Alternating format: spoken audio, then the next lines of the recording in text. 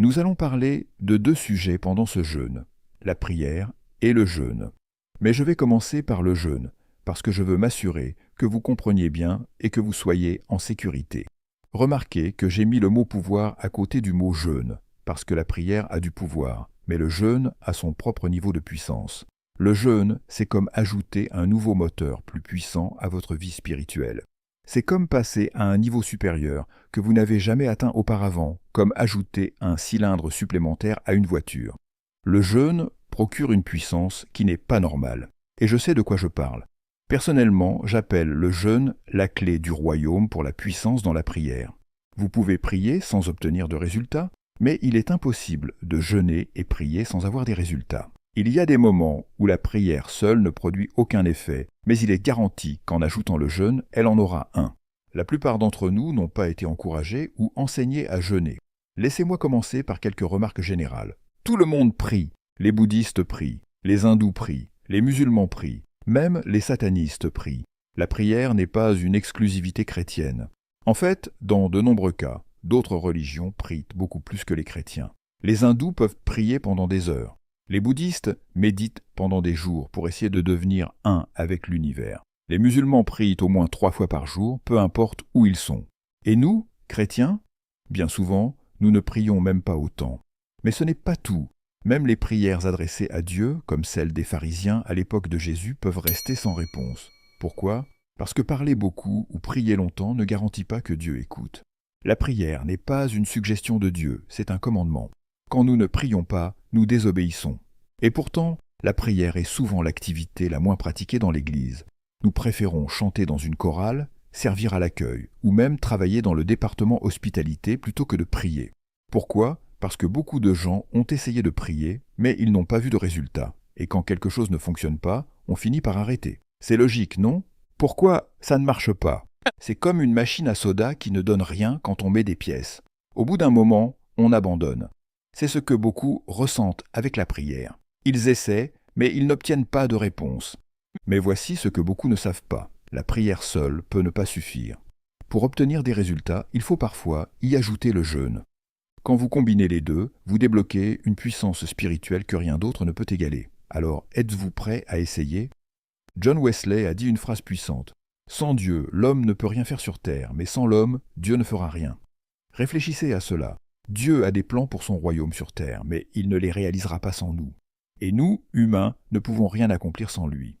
En d'autres termes, la prière est un partenariat entre le divin et l'humanité. Dieu a besoin de nous, et nous avons besoin de lui. Ce qui se passe sur terre dépend moins de Dieu que de notre volonté d'agir. Quand j'ai compris cela, ma vie a changé. Je ne vais pas seulement aux réunions de prière. Je suis une réunion de prière sur 2 jambes. À chaque instant, je prie. Pourquoi ? Parce que Dieu ne peut rien faire sur terre sans que nous lui donnions la permission d'agir à travers notre foi. Jésus a dit « Là où 2 ou 3 s'accordent sur quelque chose sur la terre, cela sera accompli par mon Père qui est dans les cieux. » Cela signifie que le ciel attend l'accord des humains pour agir sur terre. La prière, ce n'est pas juste une option, c'est une nécessité. Elle est le moyen par lequel nous donnons à Dieu la licence d'interférer dans nos affaires terrestres.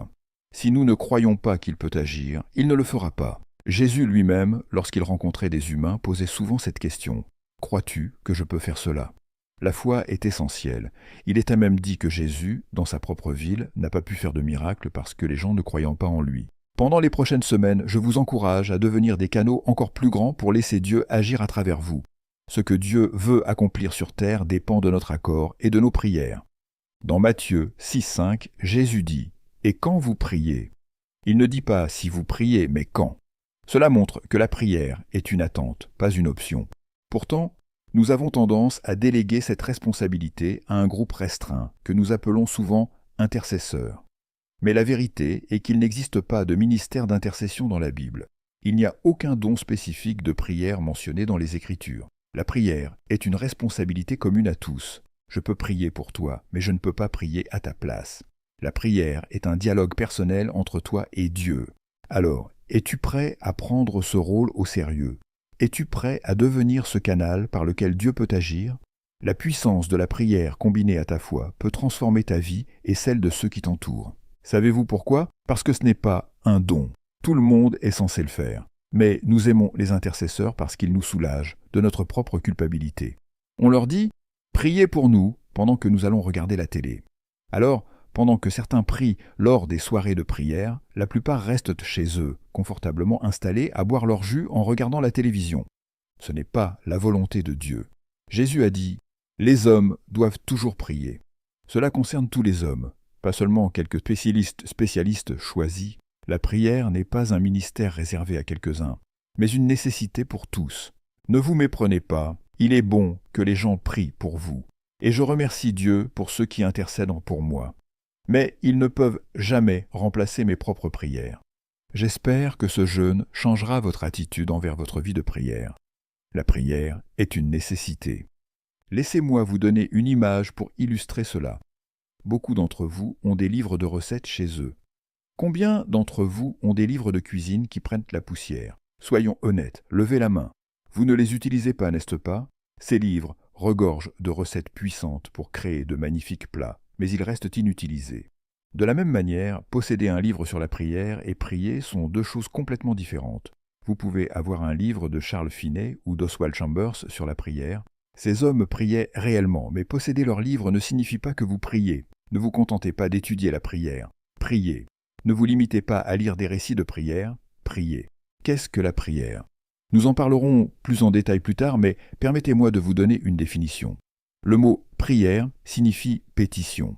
Une pétition est un appel légal ou une demande adressée à une autorité gouvernementale basée sur un droit constitutionnel protégé par la loi.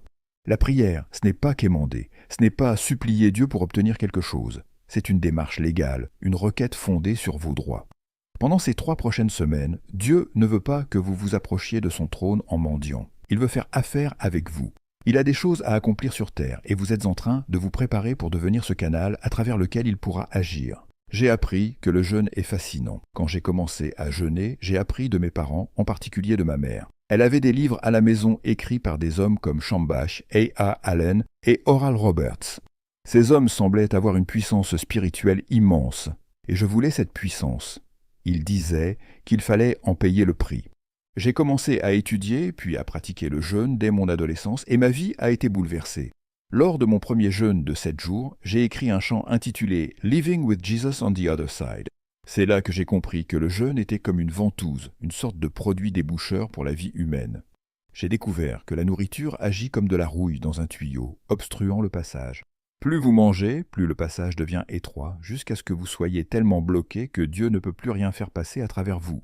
Vous avez l'idée, et certains d'entre vous sont dans cet état en ce moment. Vous avez tellement mangé ces 8 derniers mois que vous-même, ne pouvez rien digérer. Est-ce que j'ai raison? Vous êtes tellement encombré physiquement que mentalement, vous ne pouvez même plus penser correctement. Votre mentalité est affectée, votre santé est ralentie, et vous êtes fatigué juste en montant des marches. Imaginez une congestion spirituelle, et le jeûne est le seul moyen d'éliminer tout cela de votre chair. Votre corps est votre plus grande bénédiction et malédiction. C'est une bénédiction parce que vous en avez besoin pour vivre sur terre, mais c'est une malédiction parce qu'il peut devenir votre maître. Le jeûne remet votre corps à sa place, sous l'autorité de votre esprit. Le jeûne prend votre corps et le soumet à l'homme spirituel.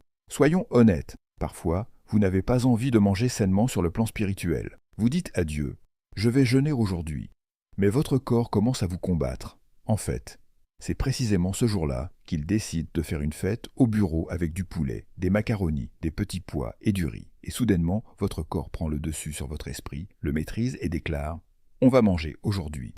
Et tout le monde dit « Amen », vous vous rendez à votre corps mort. Le jeûne remet cela en ordre. La prière, c'est vous qui adressez une requête à Dieu basée sur vos droits en tant que citoyen du royaume des cieux. Nous allons aborder cela en détail pendant ce jeûne. Vous allez découvrir des écritures que vous n'avez jamais vraiment vues auparavant, et je vais vous montrer des enseignements bibliques qui changeront la façon dont vous avez été enseigné sur la prière et le jeûne. Voyons ce qui se passe quand vous jeûnez. Tout d'abord, le jeûne vous change. Pourquoi je dis cela? Parce que, deuxièmement, le jeûne ne change pas Dieu. Dieu ne change jamais. Il n'y a rien de mal chez Dieu. Dieu n'est pas encombré. S'il y a un problème, il vient forcément de votre côté. Le jeûne ne change pas Dieu, il vous change vous. La meilleure façon de décrire votre relation avec Dieu pendant un jeûne, C'est comme un immense réservoir contenant 50 000 litres d'eau relié à un petit tuyau de 5 centimètres. La quantité d'eau disponible est énorme, mais le débit qui sort par ce petit tuyau est minuscule. La quantité disponible ne change pas, mais ce qui peut passer dépend de la taille du tuyau. Dieu est toujours prêt à agir abondamment, mais il ne trouve pas de tuyau assez large. La plupart des tuyaux sont encombrés par la nourriture, les distractions et les plaisirs du monde. Le jeûne augmente votre capacité spirituelle. Lorsque vous jeûnez, c'est comme si vous remplacez ce petit tuyau de 5 cm par un tuyau de 50 cm. Plus d'eau peut couler. Dieu cherche des personnes prêtes à augmenter leur capacité spirituelle pour recevoir son flot. Nous aimons prier pour des nations entières lorsqu'il y a des crimes, des chaos économiques ou des problèmes sociaux.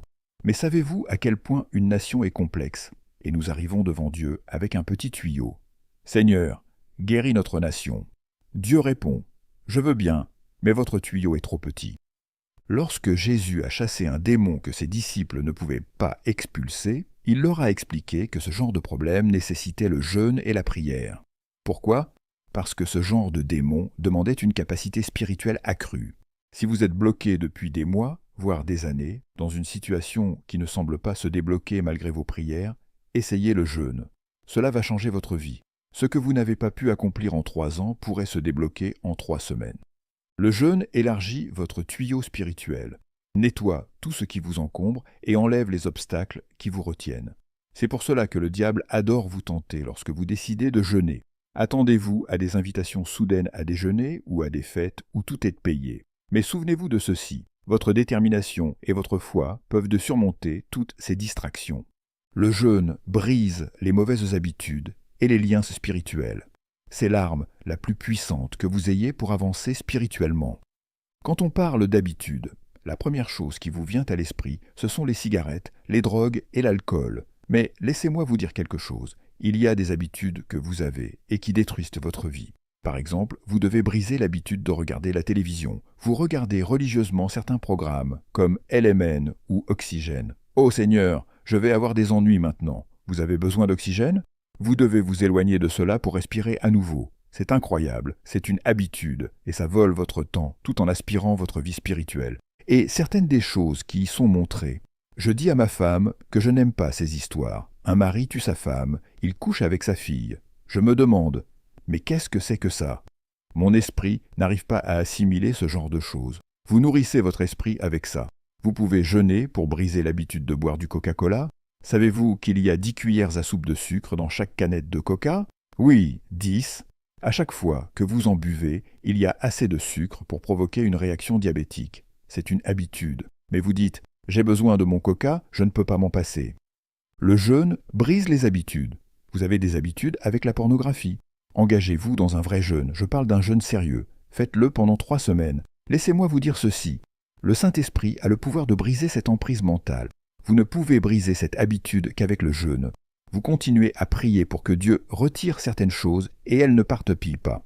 Vous avez besoin de jeûner. L'infidélité envers votre conjoint est une habitude. Le jeûne brise cela. Le sexe? Le jeûne remet le sexe dans l'ordre. Toutes les autres chaînes et captivités que vous subissez, la prière seule ne suffit pas à les briser. Vous devez jeûner. Le jeûne calme le cœur pour entendre la voix de Dieu. Quand j'étais adolescent, c'est lorsque j'ai commencé à jeûner que j'ai reçu des révélations sur le royaume. J'avais 15 ans, je jeûnais et je voyais une Bible que mes parents n'avaient jamais vue.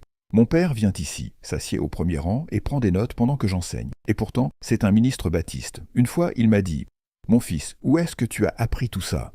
Ce n'est pas à notre église baptiste. Et je lui ai répondu « Non, monsieur, je l'ai appris en jeûnant. » Dieu peut vous parler de choses qu'il ne peut pas vous dire pendant que vous mâchez. Savez-vous que chaque fois que vous mangez, il faut 6 heures à votre estomac pour digérer? Cela signifie que votre cerveau est occupé pendant 6 heures après avoir mangé et ne peut pas se concentrer sur autre chose. C'est pourquoi, avant un examen, vous ne devriez pas manger. Savez-vous cela? Ne mangez rien avant de passer un examen. On dit souvent qu'il faut un petit déjeuner, mais c'est faux. Vous voulez que toute votre concentration soit dédiée à votre mémoire. C'est pour cela que vous échouez parfois à vos examens. Vous avez mangé avant d'y aller.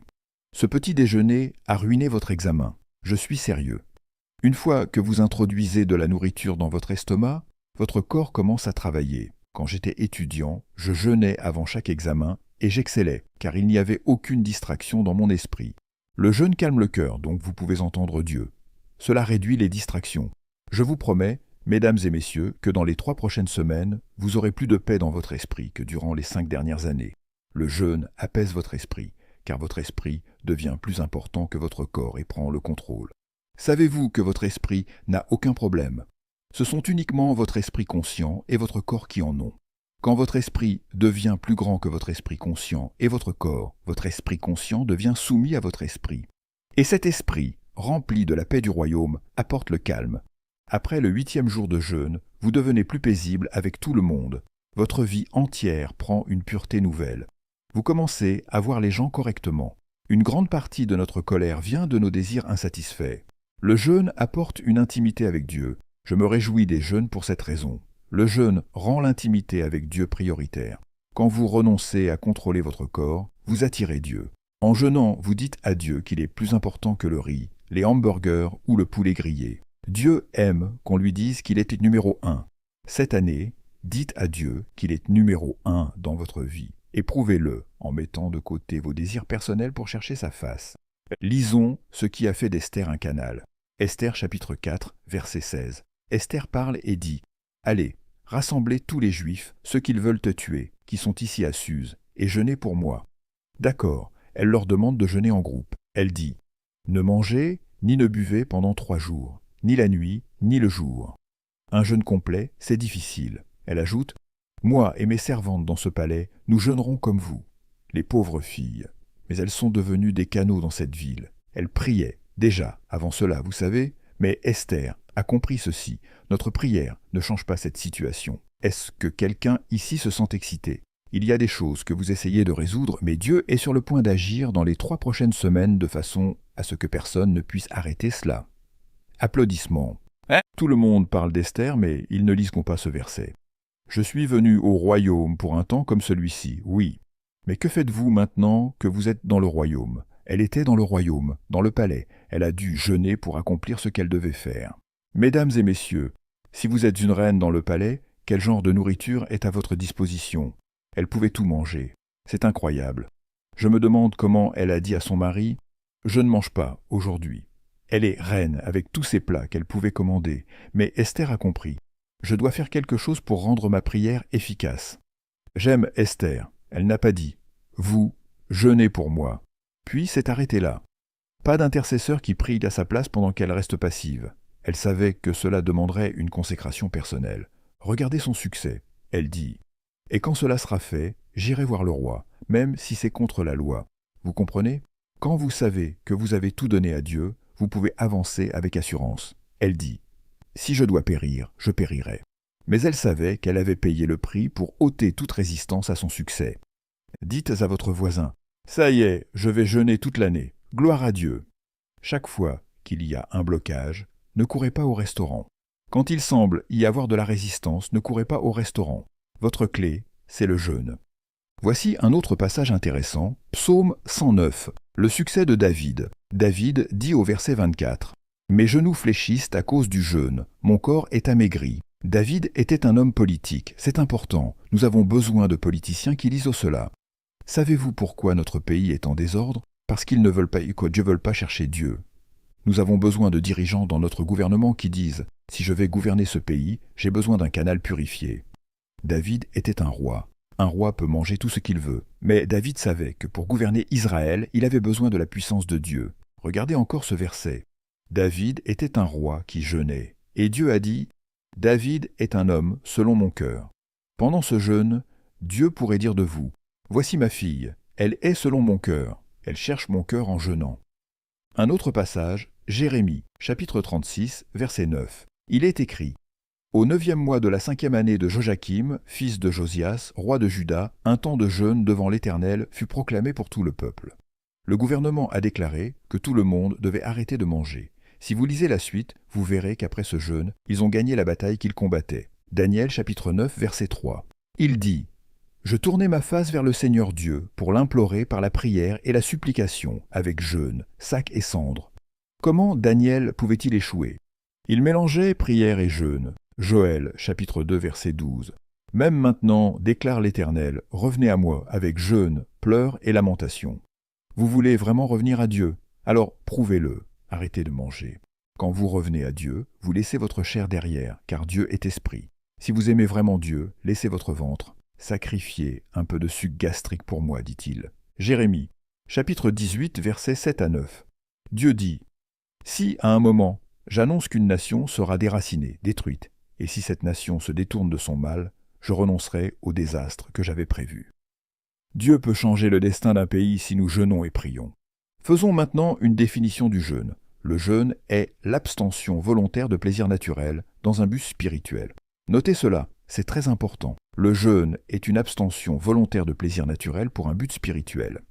Volontaire signifie que personne ne vous y force. Vous en prenez la décision. Cela peut concerner n'importe quel plaisir naturel, des bonbons, de la glace ou encore du guava d'œuf. Ô Seigneur, aidez-nous! Vous pouvez même jeûner le sexe, qui est un plaisir. Dieu dit, « Je veux que vous jeûniez cela, car cela peut devenir une prison. » Quelle peut être une source de plaisir plus grande que de manger? Oh, la nourriture est si agréable, c'est un plaisir. Le jeûne, c'est s'abstenir de ce plaisir. C'est pourquoi nous appelons cela sac et cendre. C'est comme battre son corps. Vous savez, le sac et les cendres, parfois dans les films, vous les voyez dans des contextes religieux, comme les prêtres qui déchirent leurs vêtements. Vous avez déjà vu ça?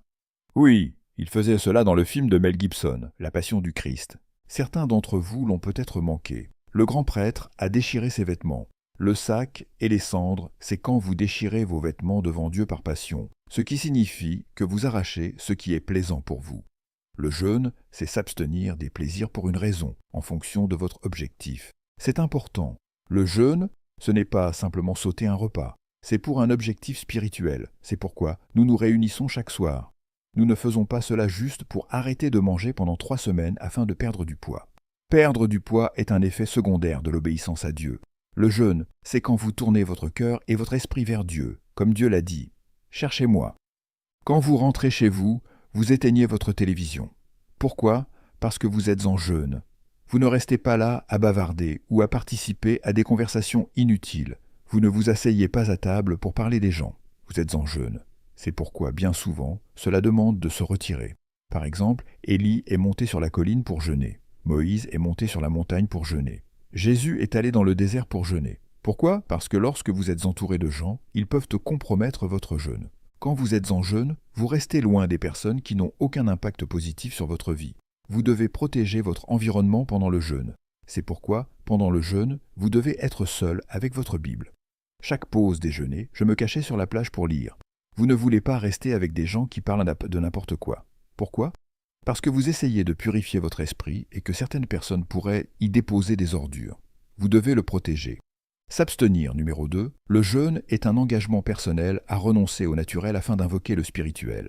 Dites-le, un engagement à renoncer au naturel. En d'autres termes, je renonce au contrôle de mon estomac et de mon esprit sur mon esprit. Je le renonce aujourd'hui. C'est une consécration. La consécration est proche de la concentration, n'est-ce pas? Cela vient de la même racine. Concentration signifie se placer devant Dieu. Vous vous abstenez parce que vous avez un désir spirituel. Je veux Dieu et rien d'autre. Alors vous arrêtez de chercher d'autres choses.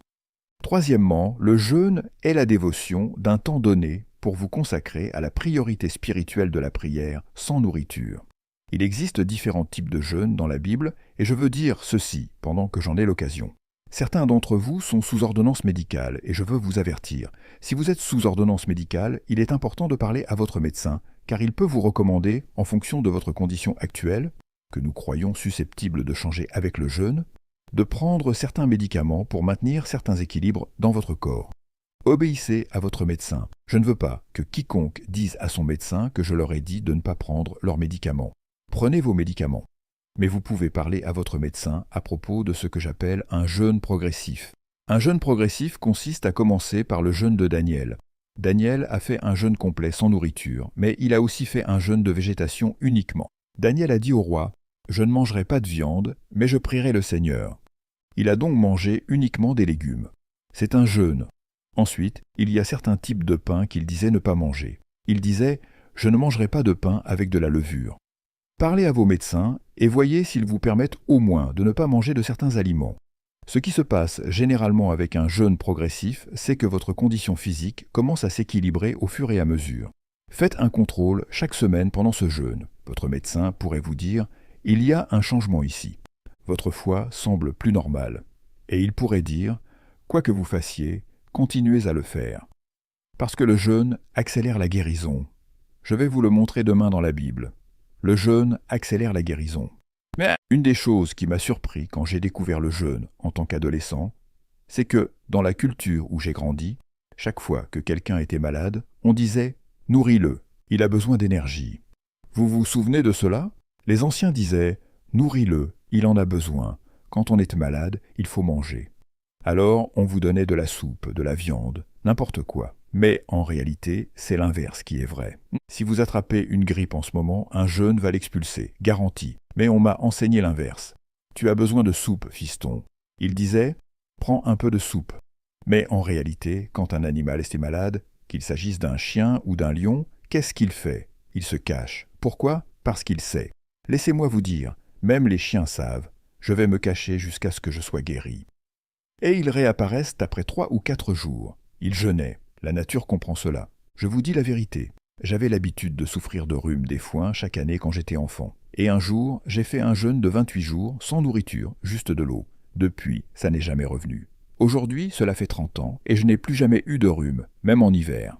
Le jeûne a complètement éliminé chaque trace de virus comme la tuberculose. Ce jeûne de 28 jours a totalement éradiqué cela de mon corps. L'asthme aussi. J'avais failli mourir à cause de l'asthme. Comment le jeûne peut-il guérir l'asthme?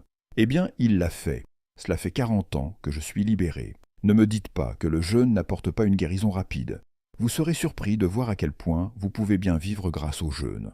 La moitié des choses que vous mangez ne vous sont pas nécessaires. Le jeûne n'est pas juste sauter un repas. Ce n'est pas un régime alimentaire. Écrivez cela pour ne pas l'oublier. Le jeûne exige de remplacer vos repas par la lecture de la parole et par la prière. Quand vous jeûnez, cela ne signifie pas que vous arrêtez simplement de manger pour faire autre chose. Cela signifie que vous consacrez ce temps à Dieu. Quand je travaillais pour différentes entreprises, je jeûnais tout en continuant à travailler. Pendant ma pause déjeuner, je prenais mon vélo et j'allais m'asseoir sur la plage avec ma Bible. Tout le monde mangeait son poulet frit, et moi, je lisais la parole de Dieu sur le sable. C'est ce que je faisais pendant le jeûne. Le jeûne signifie remplacer vos activités normales par des quêtes spirituelles. Par exemple, vous ne pouvez pas jeûner et rester collé à la télévision ou traîner avec des amis. Le jeûne exige de consacrer du temps à la méditation. Prenez 2 heures, 40 minutes par jour, ce qui correspond à 10% de votre journée, pour des moments calmes avec Dieu, pour des dévotions. Cela peut inclure un livre de méditation spirituelle comme ceux que vous pouvez trouver en librairie. Chaque jour, vous pouvez lire une méditation et passer du temps avec Dieu. Si vous faites cela, Dieu travaillera avec vous. Mais parfois, Dieu n'a pas le temps de nous parler, parce que nous ne restons pas en sa présence assez longtemps. Souvent, nos prières ressemblent à « Seigneur, bénis-moi, merci, Amen ». Et Dieu se dit « Je n'ai même pas encore commencé à répondre ». Et nous sommes déjà partis au travail. La méditation est importante dans le jeûne.